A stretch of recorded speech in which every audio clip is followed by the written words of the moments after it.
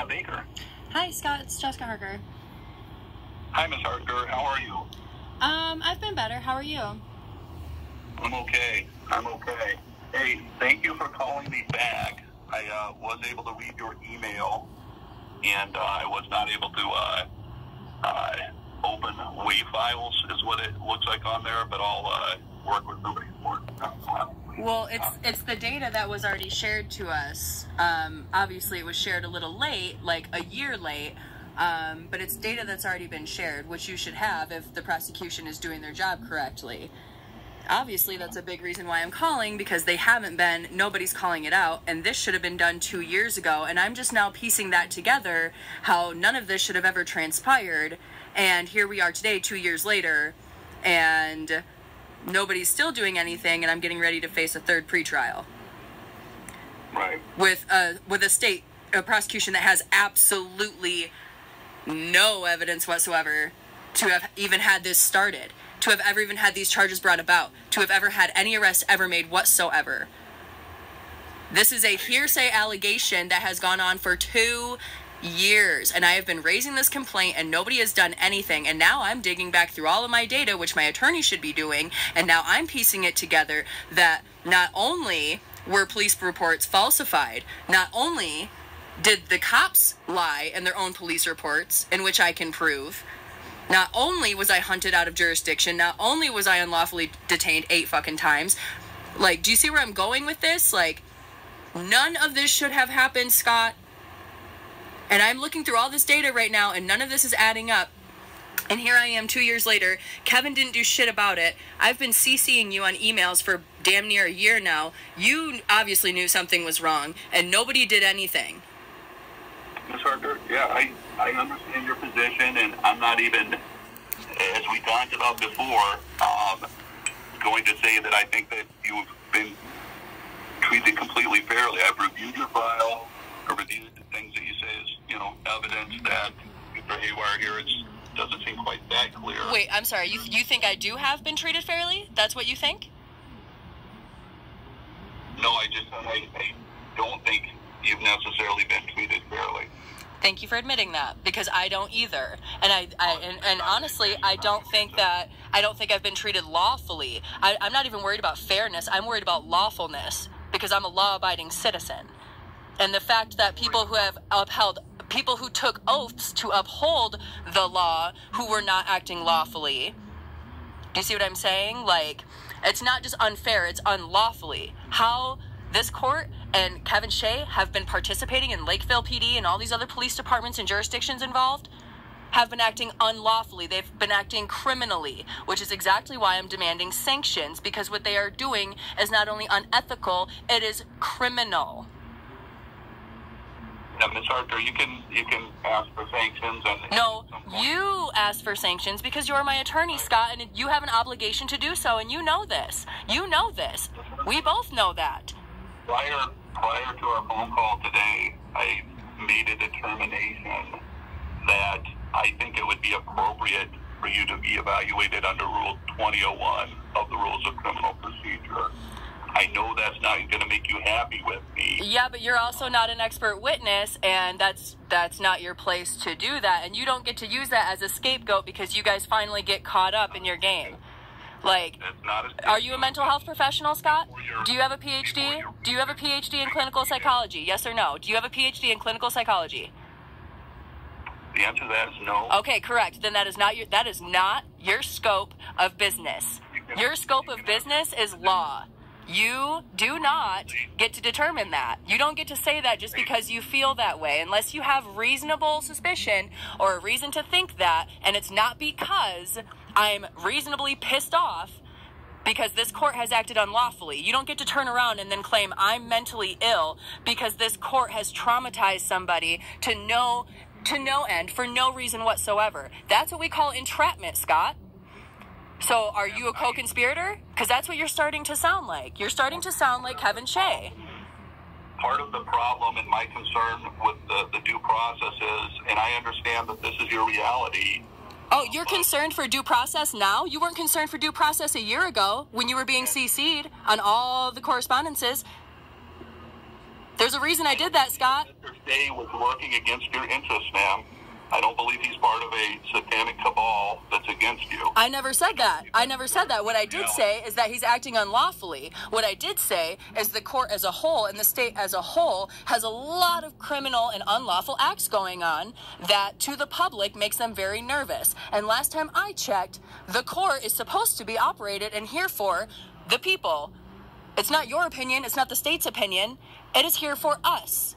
And maybe I'm wrong. Maybe I misread the Constitution on that one. Ma'am, based on all of the communications and my review of your file, I think this is appropriate and in your best interest. You think it's in my best interest, but you didn't think it was in my best interest to not have me unlawfully detained 8 times. You didn't think it was in my best interest to have a fair and speedy trial. You didn't think it was in my best interest to have law-abiding law enforcement officials upholding their oaths. You didn't think it was important at any point in time. No, it's not my position. Those are the facts, Scott. Those are the facts. You cannot traumatize somebody and then turn around and claim that they are mentally ill. And if that is what you are claiming, then are you gonna go for a defense of insanity? Is that what you're going for? You're going for an insanity plea so I'm not criminally liable? Because if that's the case, then you need to give me my child back, because having a quote-unquote psychological or mental disability does not defer somebody from being a caregiver or a parent. Let's go back and try and find some common ground. When we discussed this before, and I talked to you about this at our last discussion a little, you had indicated that maybe you would consider having your own therapist or some professional you were working with give an opinion about your competency. Remember that? Not about my competency, absolutely not, because I am more than competent. I never agreed to that, and you don't have any right to say that. That's actually very offensive, Scott, because I can question your competency. I can question if you're fit to be an attorney. I can question if you are fit to uphold your oath. I can question if you even know the ethics that you're supposed to abide by, Scott. And if you really want to do that, I can contact the board, and we can see which one of us really is looking unstable right now. Because I don't get, Scott, you are the one who's supposed to be doing your job. Any clinical, psychological professional would look at exactly what has happened here, and she would look at you and say, no shit, she's pissed off. No shit, she's lashing out. You kidnapped her. You kidnapped her kid. She doesn't know if her kid is dead or alive. Come back and not be a problem for us if that's the situation. It's not a problem for you anyways, because this case should have never happened, Scott. I'm not a psychologist. You're right. You're not a psychologist. You're not. You're my attorney. You're my attorney. You are not a psychologist, so you need to stay in your lane and stay in your scope. It is not the court to decide that either. This case should have never happened, Scott, and until you can wrap that around your head, Scott, I was never there.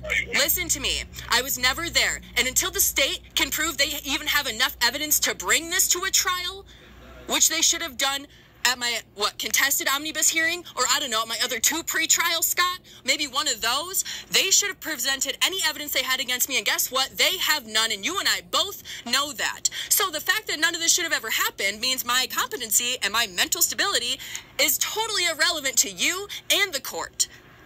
Do you understand? They have no foundation to bring the charges forth. No, you don't understand.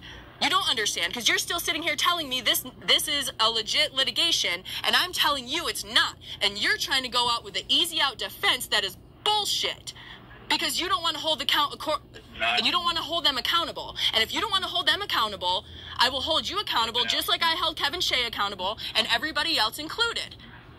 I have nothing to lose, Scott.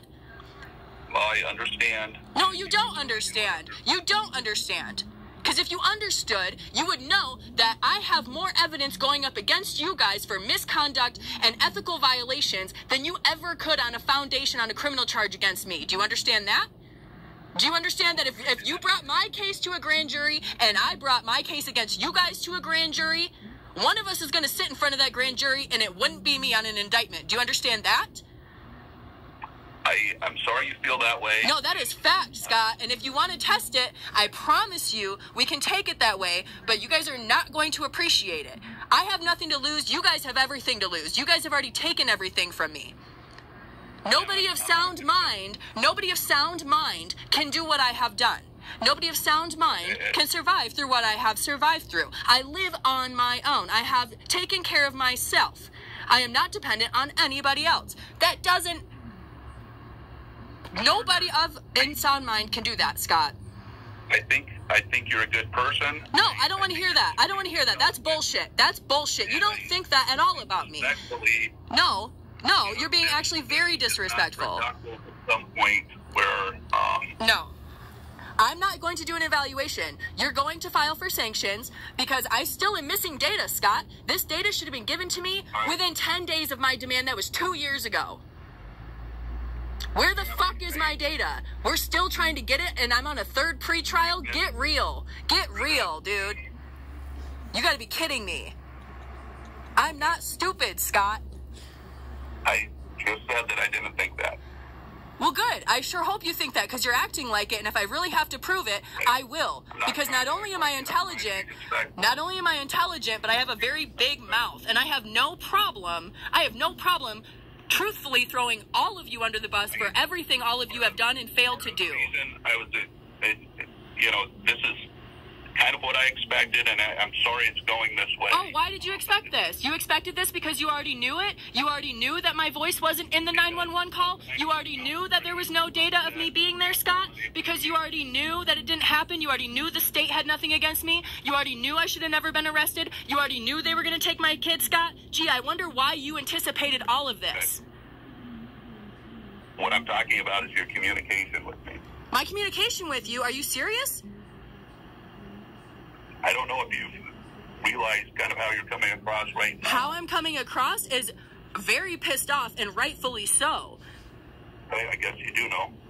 Yeah, I do know. I'm not stupid, Scott. I am not of unsound mind. That is my point. I know exactly how I'm behaving right now, and I'm behaving totally logical, Good thing I'm recording this call, because when I tell them that you guys have arrested me 8 different times, pending investigation, when I tell them you've kept me away from my child, haven't let me see or talk to him, when I tell them that you guys have literally intimidated my witnesses, that you've allowed law enforcement to hunt me down outside of jurisdiction, which I can prove,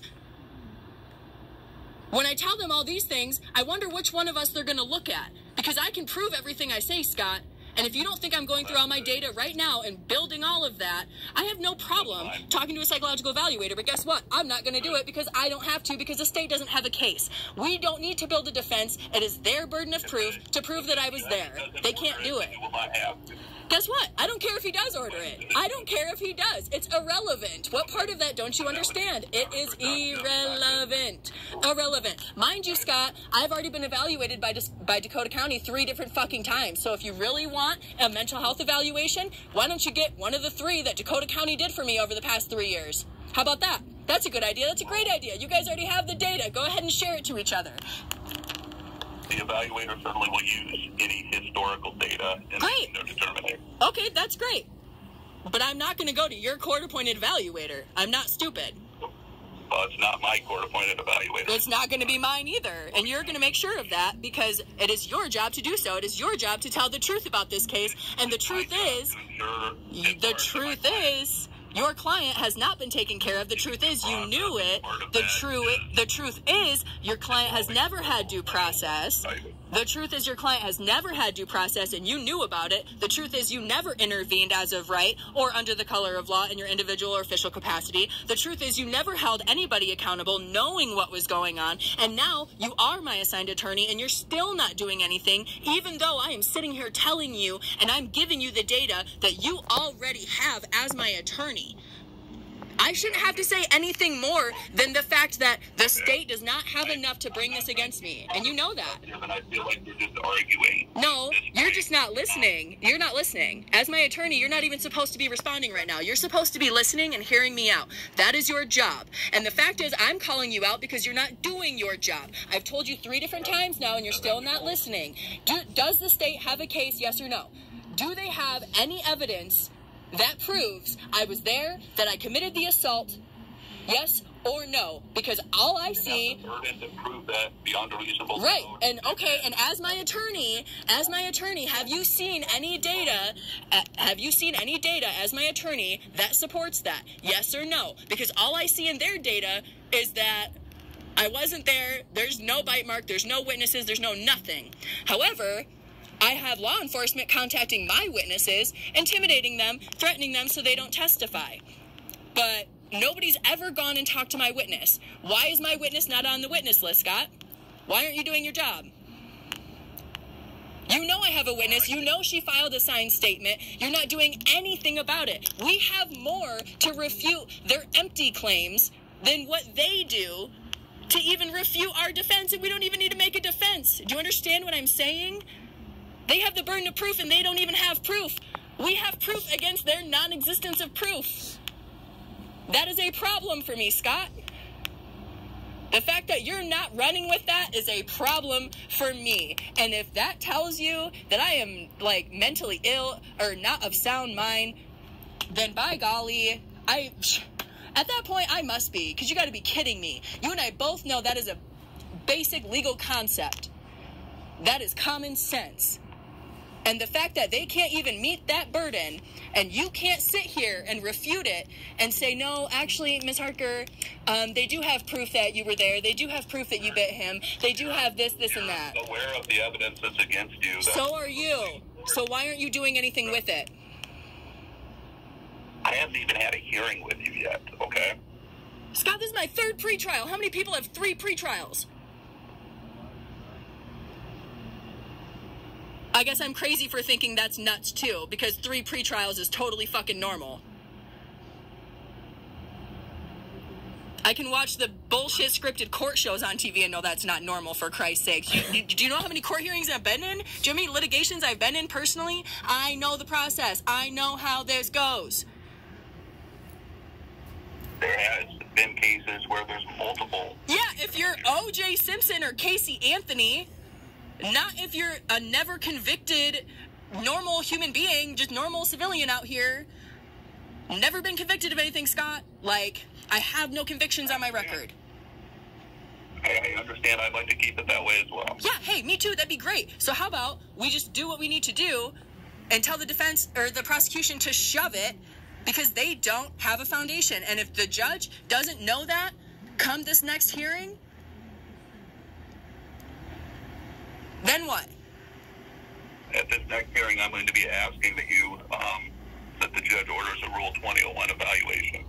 No, actually, what we're going to do is we're going to ask the judge to ask the prosecution to produce their evidence to make sure we have enough to go to trial, because that's what a pretrial is for. If they don't even have enough evidence to go to trial, why would I do a Rule 21? How stupid is that? That's stupid. It's already been found. The jury was already impaneled on that case. I don't care. I already had a jury trial last year, too. Guess what? I don't care. The court doesn't care. I don't care. Not my fucking problem.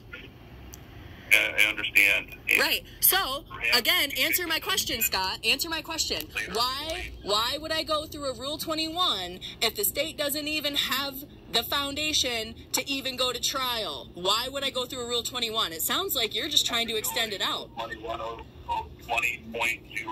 evaluation, probable cause has to be found. That's already been found. Wait, there's no probable cause. You can't have probable cause off hearsay. Try again. Probable cause has been found, otherwise you would not have had a trial. Bullshit! Yeah, in a normal court, in a lawful court, try again. Nobody ever found probable cause. Do you have that finding? Do you have that finding of probable cause? Can you send that to me? Can you send me that? Can you send me that, Scott? That finding of probable cause that you allegedly have in your possession? You were in trial, so absolutely. Okay, well, the thing is, my attorney never gave me the data, so I didn't have the ability to look at that before trial. Ergo, I had inadequate representation, and now here I am 2 years later on my 3rd pretrial still trying to get data. Do you see where the problem is? You guys have rules. You have rules of discovery, and I think it calls for, what, 10 days? Under Chapter 13, you have 10 days after a demand. It's been 2 years. Now, I don't know if my mental illness is kicking in here, but I'm pretty sure 10 days and 2 years are a big fucking time frame apart. And I still don't have my data. And he lied to me last July in that letter and told me I had all the data. I still didn't have all the data when he sent me that disc. I was missing, when he sent me all 5 of those discs, I was still missing one. I am still missing data. You and I both know that all of that has to be given even by an omnibus hearing. And here we are in a third pretrial. So, again, you can ask for your Rule 21, but you're also going to do your job and mention to the state or to the judge that the state doesn't even have foundation to bring these charges. It needs to be dismissed anyways. Sanctions need to be imposed. And then the Rule 21 kind of goes out the window. Or are you sitting here telling me that they do have evidence that you're not discussing with me and you're withholding evidence from your client? The evidence is summarized in the police reports. I understand. That's not evidence. That is not evidence.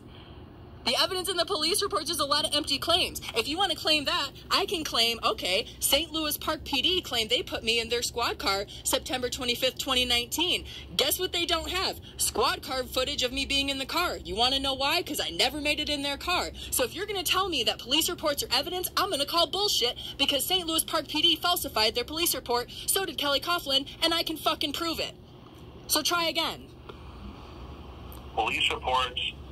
Police reports aren't evidence when they are inadmissible when the cops start lying, Scott. When the cops get caught lying, it's inadmissible. It's a whole mistrial at that point, Scott. No, you don't understand. You're not listening. It's not that I feel that way. Read the fucking reports. Do your job and read the fucking data. Do you have squad car video from St. Louis Park PD on September 25th, 2019 showing me in the vehicle, yes or no? If you do not have that, guess what? That is a falsified police report because they never, ever took me into their custody. They never put hands on me. In their subsequent supplemental police report, it even states that they didn't help handcuff me. They never touched me. So, again, it is their words that I'm using against them. It's not my fault they're bad at lying. You see what I'm saying? Because I know how to read. I know how to connect the dots. I'm not of unsound mind. I'm actually probably too damn smart for my own fucking good. And I'm also just sick of all your guys' shit. And I'm going to hold all of you accountable. So do your fucking job, Scott. Do your job. Okay, I'm going to terminate the call. I appreciate that. Yeah. Do you want to terminate yourself from my case, too? Because you're not doing your job? You can make that request of the court. Fantastic.